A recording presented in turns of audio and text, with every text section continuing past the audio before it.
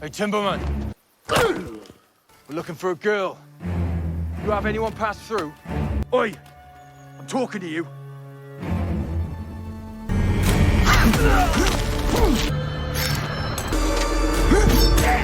The film begins in a city under relentless military control. Chaos erupts as a deadly virus sweeps through, leaving the streets filled with fear and desperation. As the outbreak spirals out of control, the residents are thrown into panic. With no other choice, most of the population flees, desperately seeking refuge in another city, clinging to the hope of survival. However, their escape is swiftly thwarted as the military imposes a strict lockdown, trapping the residents inside the city. Anyone who dares to resist is arrested and sent to an isolation camp. The next scene introduces Stone, a ruthless commander, mercilessly torturing Susan, the wife of John, a soldier who defied orders. John had secretly aided residents in escaping the camp, and when Stone uncovered his betrayal, he wasted no time in retaliating. Holding Susan's life as leverage, he coldly threatened to kill her. Sabbath. I don't know. Let her go. Kill me instead. I beg you. I love you. You chose this. When John refused to break his silence, Stone mercilessly executed Susan right in front of him. 3 years have passed, yet the pain of losing his wife still torments John. Living in the shadows, he has relentlessly sharpened his combat skills, driven by an unwavering thirst for revenge, patiently awaiting the moment to strike. Rumors whisper of John's past. Once a member of the special forces under Stone's command, he was part of a ruthless unit responsible for a horrific massacre. Hundreds of residents were slaughtered, their only crime being the suspicion of infection with the deadly virus. In truth, the virus was nothing more than a fabricated excuse and elaborate cover for Stone's sinister agenda of personal gain. Innocent civilians fell victim to his greed and brutality. Unable to stand idly by, John courageously spoke out against his superior's monstrous actions. Traitor! During a routine medical examination, doctors discovered that John possessed a rare immunity to the deadly virus. Recognizing his potential to save the city, the medical team swiftly devised a plan to develop a vaccine using his blood. However, John adamantly refused to be used as a test subject and fought back with relentless determination. After a brutal struggle, he managed to break free from the detention camp, vanishing into the depths of the dense forest. In the eerie silence of the wilderness, the haunting memory of his wife's tragic death tormented him. The agony of loss merged with the unbearable guilt of the blood he had once spilled, innocent lives taken under orders he could no longer justify. As he drowned in sorrow and regret, he suddenly stopped in his tracks, his breath hitching. Before him, lying motionless on the cold ground, was an injured woman. John swiftly carried the woman back to his cabin, working urgently to stop the bleeding and tend to her wounds. As dawn broke, she stirred awake and introduced herself as Maria. While assessing her injury, John discovered something alarming. A bullet was still embedded in her body, a grim reminder of her desperate escape from the military. With steady hands and sharp precision, he carefully extracted the bullet. However, as he examined it more closely, his breath caught in his throat. This was no ordinary bullet. It was a sophisticated tracking device. As soon as John removed the bullet, Maria lost consciousness. While tending to her wound, his eyes fell on a peculiar barcode tattooed on her wrist, a chilling indication that she was being hunted by the special forces. When Maria finally regained consciousness, John's voice was firm and unwavering. "You can stay here to rest, but only for a short time. Once you recover, you need to leave immediately." John wanted no part in any trouble. He was already a marked man, a fugitive in the eyes of the special forces, and sheltering Maria would only bring more danger. 2 days later, a special forces unit arrived at John's cabin, having traced the GPS signal from the bullet. Looking for a girl. You have anyone pass through? Oi! I'm talking to you.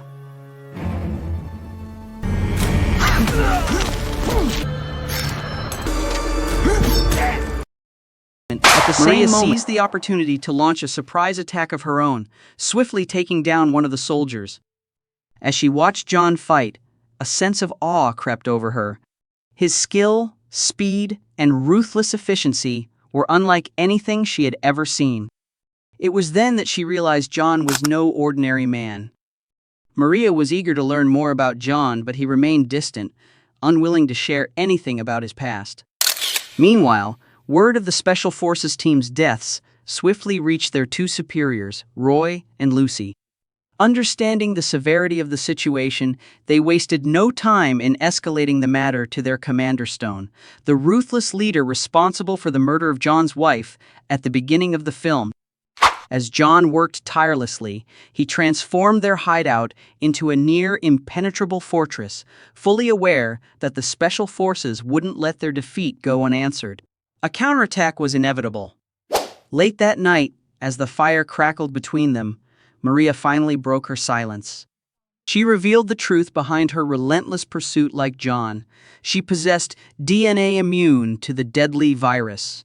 Because of this, the Special Forces were determined to capture her and exploit her for their own sinister agenda.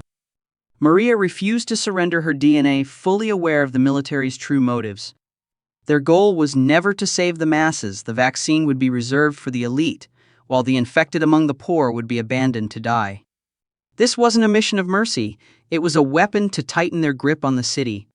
Fate had brought her to John, another rare individual with natural immunity. But there was one tragic difference between them.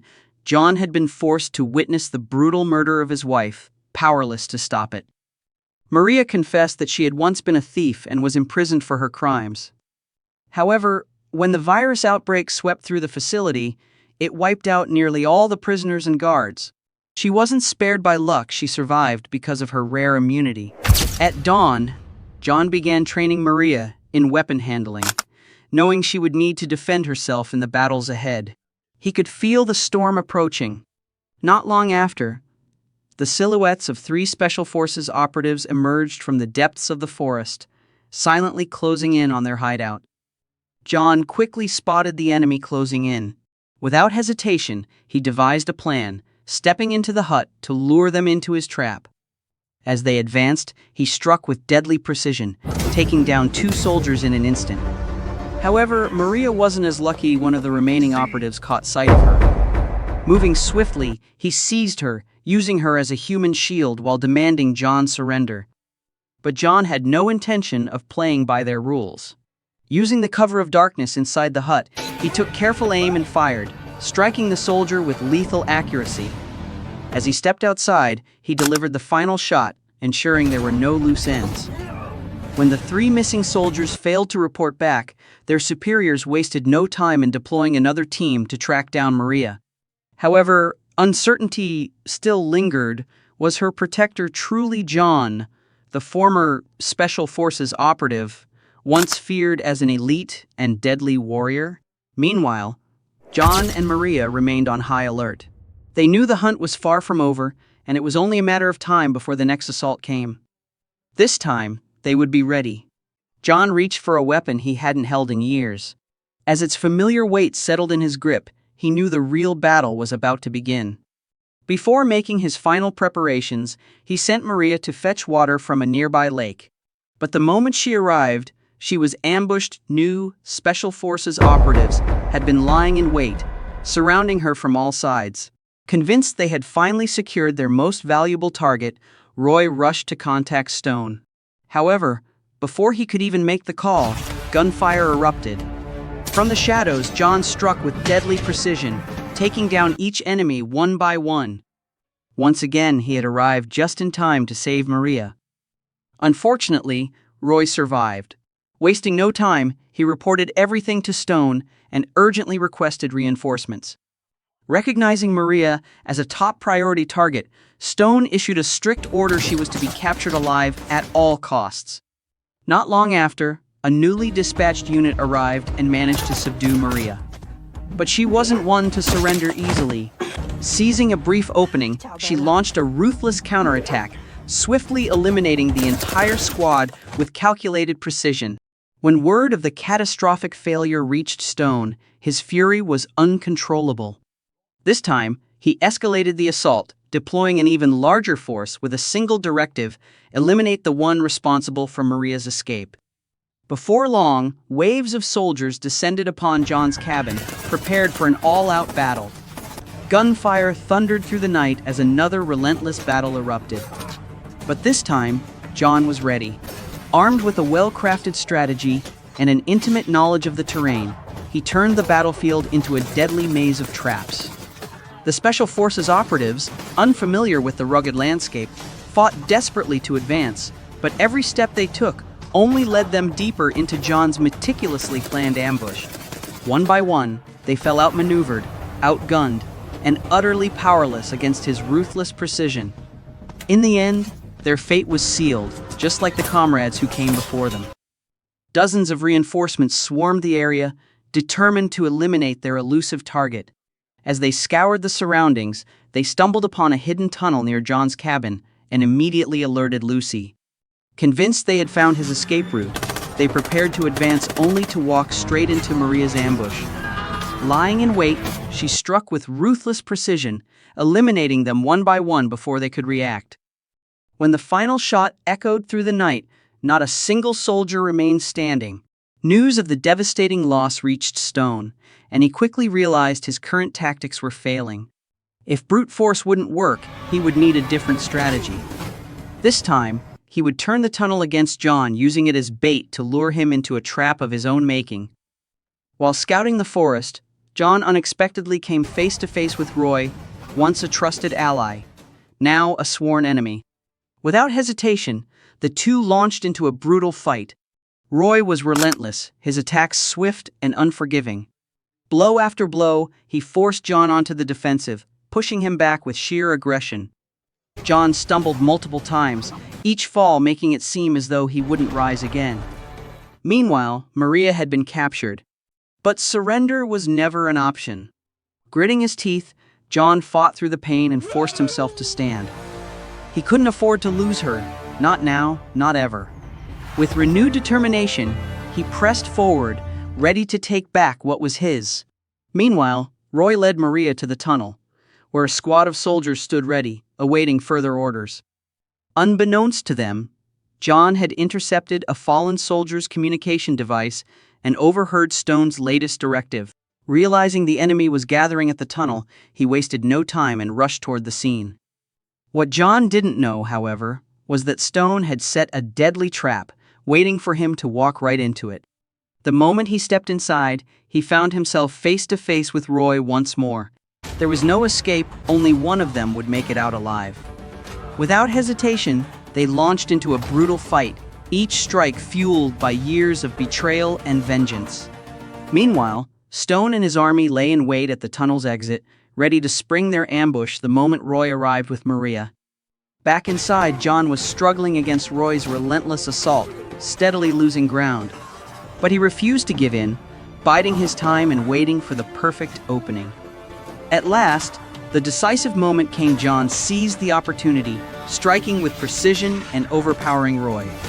Without wasting a second, he freed Maria and hurried her toward the exit. But just as they reached the end of the tunnel, they were met with yet another obstacle: a squad of soldiers lying in wait, weapons raised, blocking their only way out. A new battle was about to erupt. With no way out, John and Maria had no choice but to fight. Relying on their superior combat skills, they swiftly took down the Special Forces squad.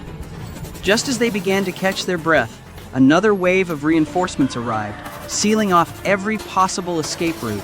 Without hesitation, John pulled the pin on a smoke grenade and hurled it into the heart of the enemy ranks. Thick clouds of smoke erupted, shrouding the battlefield in chaos.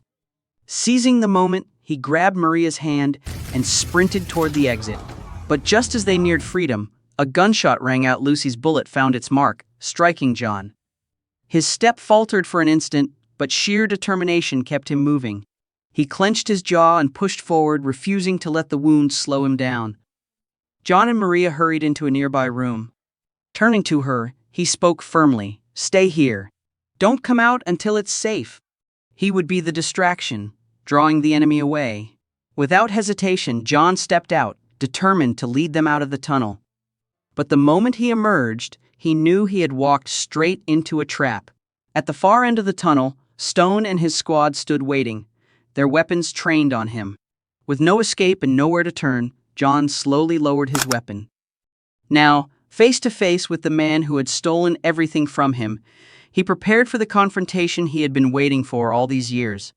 In that moment, Stone finally understood why capturing Maria had been so difficult. John had been protecting her all along. He stepped closer, his gaze cold and calculating. "Where is she?" he demanded.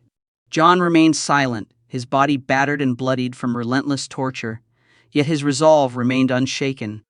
No amount of pain could break him. Frustrated by his defiance, Stone was about to order more brutal methods when John suddenly spoke. "If you want answers, fight me. 1-on-1. A smirk crossed Stone's face. He had been waiting for this moment. Without hesitation, he accepted the challenge. In the end, John brought Stone to his knees, defeating him in front of his own soldiers. The battlefield fell into an eerie silence, broken only by Stone's ragged breaths. Refusing to accept defeat, he struggled to his feet, his voice hoarse with rage. "Give me a weapon," he commanded. But his soldiers remained still. Their eyes, once filled with fear, were now cold and resolute. After years of suffering under his rule, they had finally had enough. Realizing he had lost their loyalty, Stone snarled and lunged, ripping a gun from one of his men. He aimed without hesitation and pulled the trigger only for the weapon to betray him. A hidden fail-safe activated, sending a bullet tearing through his own body. His eyes widened in shock as he staggered backward, his own arrogance sealing his fate. Just then, Maria emerged from the shadows, gripping 2 grenades, her gaze unwavering. She threatened to detonate them if Lucy refused to release John. Reluctantly, Lucy complied. Maria was taken back to headquarters, while John was left behind in the vast, desolate forest. However, what no one knew was that, before their separation, John had secretly entrusted Maria with a vial of his blood. He hoped it would be used to develop a vaccine not as a tool for oppression, but as a means to save lives beyond the reach of the ruthless authorities.